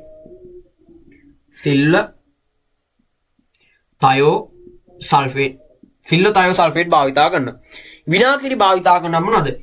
pH අක්කය යාමනය කරන්න. එහෙම නැත්නම් ගත්තොත් ඒ මොනවද? පාලනය කිරීමට භාවිතා කරන pH අගේ පාලනය කිරීම සඳහා අපි භාවිතා කරනවා. එහෙම නැත්නම් pH අගේ අඩු කරන්න අන්න ඒ වගේ දේවල් සඳහා භාවිතා කරනවා. ඊළඟට අපිට අහනවා ආහාර භෝගවල නිර්මිත ගෙවතු බගා එහෙම නැත්නම් edible landscaping ස්ථාපනයේදී සැලකිලි මත් යුතු කරුණු දෙකක් මොනවාද කියලා අහනවා. මෙන්න මේකෙදී සැලකිලිමත් වෙන කරුණු එකක් තමයි අපි ලබා ගන්නා ශාක තියෙනෝනේ. ඒ ලබා ගන්නා ශාක ගත්තොත් එහෙම මොනවද? වැල් වර්ග ආදී දේවල් ගන්න පුළුවන් මොනවද? ඒ වගේ ගත්තොත් එහෙම අලංකාරවත් බව ආදී දේවල් වැඩි වෙනවා. ඒ වගේම ගත්තොත් එහෙම මේ සඳහා ලබා ගන්නා ගත්තොත් එහෙම මොනවද? ලබා ගන්නා ශාක තියෙනෝනේ. ඒ ශාක ආදී දේවල් අපි ලබා ගන්නකොට මූලික වශයෙන්ම මේ ලබා ගන්නා ශාකවල එකක් තමයි ලස්සන වෙන්න ඕනේ. එක හැඩවලට සාස් කර ගැනීම හැකියාවක් තියෙන්න ඕනේ. ඒ වගේම තමයි සාමාන්‍ය කෘමි ප්‍රතිරෝධී, පලිබෝධ ප්‍රතිරෝධී ශාක අපි මේ සඳහා තෝරා ගැනීමක් සිදු කරන්න ඕනේ. අන්න ඒ වගේ දේවල් තමයි මොනවද මේ edible landscaping සඳහා තෝරා ගන්නා ඒ වගේ ප්‍රධාන ලක්ෂණ විදියට එහෙම නැත්නම් සැලකිලිමත් යුතු ලක්ෂණ විදියට අපි හඳුනගන්න. ඊළඟට අපෙන් අහනවා ප්‍රභා විභව පද්ධති ශක්තියක් සහ දුර්වලතා. ප්‍රභා විභව පද්ධති කියන්නේ මොකද්ද? සූර්ය පැනල PV කෝෂ. අන්න ඒ වගේ ප්‍රධාන ශක්තියක් සහ දුර්වලතාවයක් ලියන්න. ප්‍රධාන වශයෙන් ගත්තොත් ඒ මොනවාද? ශක්තියක් විදියට අපි හඳුර ගන්න පුළුවන්. මොකක් විදියටද? ශක්තියක් විදියට අපිට ගන්න පුළුවන් එකක් තමයි දීර්ඝ කාලයක් අපිට භාවිතා කරන්න පුළුවන්. ඒ වගේම ගත්තොත් ඒ මොනවාද? ස්වයංක්‍රීයව මේකේ නඩත්තු කිරීම ආදී දේවල් සිදු වෙනවා. මොකද ස්වයංක්‍රීයව මේකේ පවතින නඩත්තු කිරීම ආදී දේවල් සිදු වෙනවා. අන්න ඒ වගේ දේවල් මේකේ පවතින ප්‍රධාන ශක්තියක් විදිහට අපි හඳුනා ගන්නවා. මොකද මේ වගේ පවතින ප්‍රධාන ශක්තියක් විදිහට අපිට හඳුනා ගන්න පුළුවන්. ප්‍රධාන ශක්තියක් විදිහට අපිට හඳුනා ගන්න පුළුවන් මොනවද? මේ වගේ පවතින ශක්තියක් විදිහට හඳුනා ගන්න පුළුවන්. ඒ වගේම දුර්වලතාව විදිහට අපිට හඳුනා ගන්න වෙන එකක් තමයි මේ සඳහා ගත්තොත් එහෙම මූලික ප්‍රාග්ධනය වැඩි. මේකක් නිෂ්පාදනය කරගන්න මොකද අවශ්‍ය කරන මූලික ප්‍රාග්ධනය වැඩි. ඒ වගේම ගත්තොත් එහෙම තවත් එකක් තමයි මේ වගේ සඳහා භාවිතා කරනවනේ අපි බැටරි පද්ධති. අන්නේ බැටරි පද්ධති මිලෙන් ඉතාමත් අධිකයි. බැටරි පද්ධති ගත්තොත් එහෙම ඒවා මිලෙන් ඉතාමත් අධිකයි. ඒ වගේ මේ වගේ පද්ධතියක් සකස් කරගන්න ඉහළ යටිතල පහසුකම් සහිත ප්‍රදේශයක් පවතින්න ඕන. අන්න ඒ වගේ තමයි මේ වගේ පවතින ප්‍රධාන දුර්වලතාවයක් විදිහට අපි හඳුනා ගැනීමට ලක් කරන්නේ. ඊළඟට අපිට දීලා තියෙනවා තුන්වෙනි ප්‍රශ්නේ. තුන්වෙනි කොටස දීලා තියෙනවා සනීප ආරක්ෂක කසල් රඳවණයක් සඳහා පහත කොටස් හඳුනා ගන්නලු. එකක් තමයි මේකේ දීලා තියෙනවා. මේකේ තියෙනවා ඒ කොටසේ දීලා තියෙනවා ඒකට අපි කියන මොකද? භූගත ජල පරීක්ෂණ නලය. එහෙමත් අපි ඒකට හඳුන්වන්නේ මොකද? භූගත ජල පරීක්ෂණ නලය. එහෙමත් භූගත ජල තත්ත්ව පරීක්ෂණ ලිඳක් එහෙම නැත්නම් නලයක් විදිහට අපිට හඳුනා ගන්න බෑ. ඒ කියන්නේ අර ගත්තොත් එimhe උඩ කසලංගණයේ මොන හරි ශරණය වෙනවද? මොන හරි රසායන ද්‍රව්‍ය භූගත ජලයට එකතු වෙනවද? අන්න ඒ වගේ දේවල් පරීක්ෂා කරගන්න තමයි එන්නේ නලයේ පිටලා තියෙන්නේ. ඊට B කොටසේ තියෙනවා මොකද්ද? ශරණය වෙන ද්‍රව්‍ය ඉවත් කිරීම සඳහා. ශරණය වෙන ද්‍රව්‍ය කියන්නේ අර ගත්තොත් එහෙම කසල අංගනේ ශරණය වෙනවනේ වෑස් වෙනවනේ ද්‍රව්‍ය. අන්නේ වෑස් වෙන ද්‍රව්‍ය ටික ඉවත් කරන්න තමයි අපි A නලයේ භාවිතා කිරීමක් සිදු කරලා තියෙන්නේ. B නලයේ භාවිතා කිරීමක් සිදු කරන්නේ. ඊට පස්සේ ගත්තොත් එහෙම C වලින් භාවිතා කරන්නේ කසල අංගනේ නිෂ්පාදනය වෙනවනේ මීතේන් වායුව. අන්නේ මීතේන් වායුව ඉවතර ගැනීම සඳහා තමයි මොනවාද? ඔය C නලයේ පිටලා තියෙන්නේ. D ගත්තොත් එහෙම මොනවාද? සුසංගණය කරන ලද කසල. ඒ කියන්නේ ගත්තොත් එහෙම කසල තට්ටුවෙන් තට්ටුවෙන් මොන අධික පීඩනයකට ලක් කරලා තමයි ඇසිරීමට ලක් කරලා තියෙන්නේ. ඒකට අපි කියනවා සුසංගණය කරන ලද කසල විදිහට අපි ඒවා හඳුනා ගැනීමට ලක් කරනවා. හරි. ඊළඟ එක ගත්තොත් එහෙම අපිට කියනවා ඝන අපද්‍රව්‍ය වර්ගීකරණය කිරීමේදී නාගරික හෝ ඉදිකිරීම අපද්‍රව්‍ය වලට සාපේක්ෂව මොනවාද? නාගරික හෝ ඉදිකිරීම අපද්‍රව්‍ය වලට සාපේක්ෂව උපද්‍රවකාරී අපද්‍රව්‍ය වල දක්නට ලැබෙන වෙනස්කම් මොනවාද කියලා අහනවා. උපද්‍රවකාරී අපද්‍රව්‍ය පවතින ප්‍රධාන ලක්ෂණ උදාහරණයක් ගත්තොත් එහෙම රෝහල් වලින් ඉවත් කරන අපද්‍රව්‍ය එන්නත් අන්න ඒ වගේ දේවල් ගත්තොත් එහෙම ඒවා ගත්තොත් එහෙම මිනිසාගේ සෞඛ්‍යෙට ඉතාමත් අහිතකරයි. ඒ වගේම අපි සාමාන්‍යයෙන් කසල බැහැර කරනවනේ. එහෙම නැත්නම් කසල කළමනාකරණය කරනවනේ. ඒ ක්‍රමවේද භාවිතා කිරීමට ලක් කළා. ඒ වගේ දේවල් අපිට කළමනාකරණය කරන්න බෑ. ඒ මිනිසාට රෝග ඇති වෙන්න පුළුවන්. පරිසරයට ඉතාමත් හානි වෙන්න පුළුවන්. අන්න ඒ වගේ දේවල් තමයි මේ උපද්‍රවකාරී අපද්‍රව්‍ය පවතින ප්‍රධාන ලක්ෂණ විදිහට අපි හඳුනගන්නේ. උපද්‍රවකාරී අපද්‍රව්‍ය පවතින ප්‍රධාන ලක්ෂණ විදිහට අපි හඳුනගන්නේ. උපද්‍රවකාරී අපද්‍රව්‍ය පවතින ප්‍රධාන ලක්ෂණ විදිහට අපි හඳුනගන්න. ඊට පස්සේ අපිට කියනවා ඊළඟ ප්‍රශ්නේ අපිට තියෙනවා ව්‍යාපාර අවස්ථා හඳුනා ගැනීම සඳහා ෂඩුවත විශ්ලේෂණය මෙන්ම වෙළඳපොළ සමීක්ෂණය යන ක්‍රමවේදද භාවිතා කරන. එක තමයි ව්‍යාපාර අවස්ථා අපිට හඳුනා ගන්න මොනවාද? ෂඩුවත විශ්ලේෂණය වෙන්න මොනවාද? වෙළඳපොළ සමීක්ෂණය කියන ක්‍රමවේදයක් භාවිතා කරන්න පුළුවන්. හරි. වෙළඳපොළ සමීක්ෂණයේ ව්‍යාපාරයක් සාර්ථක කර ගැනීමට සාර්ථක අනාගත පැවැත්මක් සඳහා වැදගත් වන ආකාර දෙකක් ලියන්න. මේ වෙළඳපොළ සමීක්ෂණය කියන එක වැදගත් වන එකක් තමයි මේ වෙළඳපොළ ඒ කියන්නේ වෙළඳපොළේ පවත්නා දැන් වෙළඳපොළේ කොච්චර වෙළඳපොළක් තියෙනවද? අන්න ඒ වගේ දේවල් හඳුනා ගන්න පුළුවන්. ඒ කියන්නේ පවත්නා වෙළඳපොළේ පවතින අවස්ථා හඳුනා ගන්න අපිට ඉතාමත් වැදගත් වෙනවා. ඒ වගේම සම්පත්. ඒ වගේම මේ වෙළඳපොළක් ගත්තොත් මේ වෙළඳපොළක මොන වගේ සම්පත්ද තියෙන්නේ? ඒ වගේම ගත්තොත් මේ ඒ ඇසුරෙන් අපිට මොනවද? අපිට අවශ්‍ය කරන ව්‍යාපාරික අවස්ථාව තීරණය කරගන්න ප්‍රධාන වශයෙන් ගත්තොත් මොනවද? මෙන්න මේ වෙළඳපොළ සමීක්ෂණය කියන එක ඉතාමත් වැදගත් වෙනවා. ඒ වගේම තමයි අපිට අවශ්‍ය කරන මේ වෙළඳපොළේ පවතින තොරතුරු ටිකක් තියෙනවනේ. අන්න මේ තොරතුරු ඇතුලෙන් අපිට අවශ්‍යම නිශ්චිතම ව්‍යාපාරික අවස්ථාව හරියටම තෝරගන්නත් මෙන්න මේ වෙළඳපොළ සමීක්ෂණය කියන ක්‍රියාවලිය ඉතාමත් වැදගත් වෙනවා. ඒ වගේම තමයි වෙළඳපොළේ ඉන්නෝනේ තරඟකරුවන්. අන්නේ තරඟකරුවන් සමග මනා ලෙස ගත්තොත් ඒ මොනවද හැසිරීමට ලක් කළා අපේ නිෂ්පාදනය එහෙමත් අපේ වෙළඳපොළ අත්පත් කරගන්නේ කොහොමද කියන එක පිළිබඳවත් හඳුනගන්න මෙන්න මේ වෙළඳපොළ සමීක්ෂණය කියන ක්‍රියාවලිය ඉතාමත් වැදගත් වෙනවා. ඊළඟට අපෙන් අහනවා ව්‍යාපාර අවස්ථා හඳුනා ගැනීම සඳහා ෂඩුවත විශ්ලේෂණය වෙන්න හරි. ඒ කොටස අපි කතා කරා. ඊළඟ එක කියනවා වෙළඳපොළ සමීක්ෂණයේ වෙළඳපොළ පිළිබඳ විවිධ තොරතුරු ලබා ගත හැකිය. එසේම ලබා ගන්න පුළුවන් තොරතුරු. මෙන්න මේ වෙළඳපොළ සමීක්ෂණය තුලින් ලබා ගන්න පුළුවන් තොරතුරු මොනවද කියලා අහන එකක් තමයි වෙළඳපොළ ධාරිතාව. ඒ වගේම ගත්තොත් මේ මාර්ග දින බෙදා හැරීමේ මාර්ග දිනෝනේ. අන්නේ මාර්ගවල කොහොමද ගත්තොත් මේ පහසුකම් මොන වගේද? ඒ වගේම ගත්තොත් මේ අදාළ භාණ්ඩවල කෝ වගේද මිල හැසිරෙන්නේ? ඒ වගේම ගත්තොත් මේ පාරිභෝගිකයාගේ හැසිරීම මොන වගේද? අන්නේ කියන තොරතුරු අපිට ලබා ගන්නත් මෙන්න මේ වෙළඳපොළ සමීක්ෂණය කියන ක්‍රියාවලිය මොනවද? ඉතාමත් වැදගත් වෙනවා. ඊළඟට අපෙන් අහනවා වෙළඳපොළ සමීක්ෂණය සඳහා පහත සඳහන් ක්‍රියා අනුගමනය කළ හැකිය. ඒ සඳහා උදාහරණය බැගින් ලියන්නේ. කතා නිරීක්ෂණය කරන්න අපිට පුළුවන් මොනවාද? CCTV කැමරා, වීඩියෝ දර්ශන වෙන දේවල් භාවිතා ගන්න. ඒ වගේම සමීක්ෂණය කියන ක්‍රියාවලිය සඳහා වීදි සාකච්ඡා පවත්වන්න පුළුවන්, සම්මුඛ සාකච්ඡා පවත්වන්න පුළුවන්, දුරකථන සාකච්ඡා පවත්වන්න පුළුවන්. අන්න ඒ වගේ දේවල් පුලින් අපිට පුළුවන් මොනවාද? මෙන්න මේ සමීක්ෂණයක් සිදු කරගන්න පුළුවන්. ඊළඟට අපෙන් අහනවා වියලි කලාපයේදී දිවෙන පොලිතින් ගෘහයක් තුළ උෂ්ණත්වය පහත හෙලීම සඳහා වාතන පිට කිරීමේ එක්සෝස්ට් ෆෑන් සවි කළද අධික වියලි කාලයේදී දිවා කාලයේදී ඇතිවන අධික උෂ්ණත්වය පාලනය කිරීම ගැටලුව. උෂ්ණත්වය ගත්තොත් වියලි කලාපයේ ගත්තොත් මොනවාද? මේ එක්සෝස්ට් ෆෑන් භාවිතා කරාට ගත්තොත් මොනවාද? උෂ්ණත්වය පහළ දාන්න අමාරු දවල් කාලයේදී. ඉහත ගැටලුවත් පිළියමක් යද ඉක්මනින් උෂ්ණත්වය පාලනය කිරීම සඳහා යොදා ගන්න පුළුවන් ක්‍රමවේදය මොකක්ද කියලා. ඒ සඳහා ගත්තොත් අපිට යොදා ගන්න පුළුවන් ක්‍රමවේදය තමයි එකක් තමයි මීදුම් ආකාරයක් විදිහට ගත්තොත් අපි මොනවාද? මෙන්න මේ වගේ පවතින ගෘහයක්. මෙන්න මේ වගේ පවතින ගෘහයේ අපිට පුළුවන් මොනවාද? අදාළ නල ඔස්සේ තම නල ඔස්සේ ගෙනියලා අපිට පුළුවන් මොනවාද? මේ ස්ථාන වලට ගත්තොත් මොනවාද? මීදුමක් විදිහට ගත්තොත් මොනවාද? ජලය යවන්න පුළුවන්. එතකොට අර මීදුම තුලින් ගත්තොත් මොනවාද? අධික තාපයක් සහිත ඒවා උරාගෙන ගත්තොත් මේකේ උෂ්ණත්වය ඊට ටක් ගාලා පහත හෙලීමට ලක් කරන ඔන්න ඔය කියන ක්‍රමවේදී භාවිතා කරන බල එකක් තමයි ජලයේ මීදුම එහෙම නැත්නම් මීදුම් ආකාරයේ ජල පැතුමක් ලබා දීමක් සිදු කරන්න පුළුවන්. ඊළඟට අපිට කියනවා ඉහත සඳහන් ක්‍රමවේදයේ හේතු කොටගෙන උද්ගත වී ඉය හැකි අහිතකර තත්ත්වයක්. හරි මෙන්න මේ විදිහට අපිට මීදුම් ආකාරයක් ලබා දෙන්න පුළුවන් වුණාට ගත්තොත් මෙතකොට මේකේ ගත්තොත් මොනවද? ආර්ද්‍රතාවය වැඩි වෙනවා. මෙම් පරිසරයේ පවතින මොනවද? ආර්ද්‍රතාවය වැඩි වෙනවා. මේ ආර්ද්‍රතාවයේ වැඩිවීමක් සිදු වෙන නිසා ආර්ද්‍රතාවය වැඩිවීමක් සිදු වෙනවා. අන්නේ ආර්ද්‍රතාවය වැඩිවීම නිසා ගත්තොත් මොනවද? දිලීර රෝග ව්‍යාප්තිය වැඩි වෙනවා. දිලීර රෝග ව්‍යාප්තිය වැඩි වෙනවා. මේ දිලීර රෝග ව්‍යාප්තිය වැඩිවීමක් සිදු වීම නිසා දිලීර රෝග ව්‍යාප්තිය වැඩි වෙනවා. දිලීර රෝග ව්‍යාප්තිය වැඩිවීම නිසා ගත්තොත් අදාළ භෝග වලට ගත්තොත් මූලික වශයෙන් මොනවද?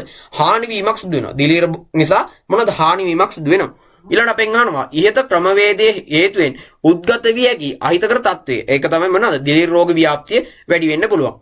ඇතිවන අහිතකර තත්ත්වය පාලනය කිරීම සඳහා ගත හැකි ක්‍රියාමාර්ගය සඳහන් කරන්න. ඒ සඳහා ගන්න පුළුවන් ප්‍රධාන ක්‍රියාමාර්ගය මොනවද කියලා අහනවා.